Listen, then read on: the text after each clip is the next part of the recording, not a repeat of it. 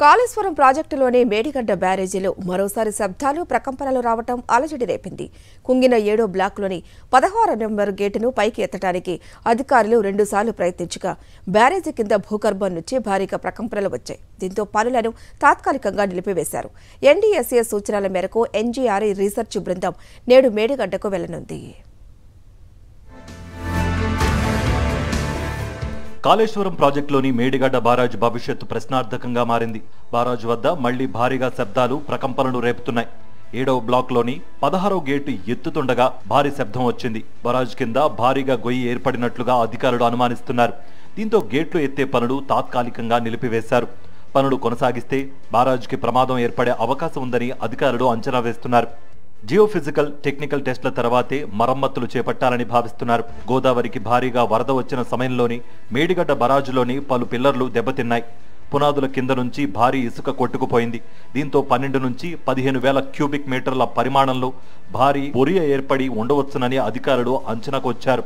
ఈ క్రమంలోనే నీటి లీకేజీని ఆపేందుకు దాదాపు 40,000 ఇసుక బస్తాలు వేసిన బరాజు కింద ఇంకా ఖాళీ ఉన్నట్లుగా గుర్తించారు. కాళేశ్వరం ప్రాజెక్టుపై ఎన్డీఎస్ఏ ఏర్పాటు చేసిన చంద్రశేఖర్ అయ్యర్ కమిటీ బరాజును పలుమార్లు పరిశీలించింది. 2019 జూలైలో వచ్చిన వరదల వల్లే మేడిగడ్డ బరాజుకి ప్రమాదం ఏర్పడినట్లు మధ్యంతర నివేదికలో పేర్కొంది. బరాజు మరమ్మతులు ప్రారంభించి పగుళ్లు వచ్చిన 19, 20, 21 పియర్స్ మధ్య ఉన్న గేట్లను జాగ్రత్తగా పైకి ఎత్తాలని స్పష్టం చేసింది. అయ్యర్ కమిటీ సూచన మేరకు ఈ నెల 17న మేడిగడ్డ 7 బ్లాకుల్లోని 15వ నెంబర్ గేట్ను విజయవంతంగా పైకెత్తారు. 16వ నెంబర్ గేటు ఎత్తే సమయంలోనే సమస్యలు ఎదురయ్యాయి. పెద్దగా ధ్వనులు, ప్రకంపనలు వచ్చాయి. దీంతో పనులు నిలిపివేశారు.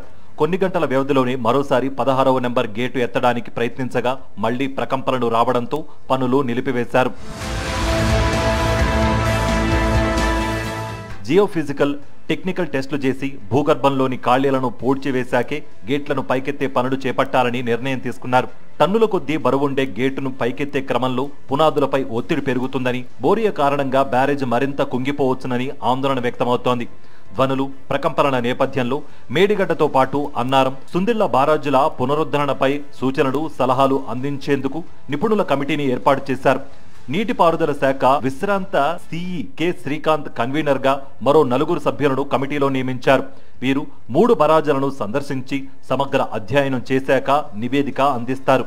ఎన్డీఎస్ఏ సూచనల మేరకు ఎన్జీఆర్ఐ రీసెర్చ్ టీం శనివారం మేడిగడ్డకు వెళ్లనుంది. మేడిగడ్డ బరాజ్కి కింద భాగంలో ఏర్పడిన బొరియలు ఎంత మేరకు ఉన్నాయో ముందుగా అంచనా వేయనున్నారు. నిపుణుల కమిటీ సూచన మేరకు ఇసుక, సిమెంట్ మిశ్రమాన్ని బొరియల్లోకి పంపించి పూడ్చివేయాలని భావిస్తున్నారు. ఈ పనులు పూర్తయిన తరువాతనే 16వ నెంబర్ గేటును పైకి ఎత్తే అవకాశం ఉంటుంది.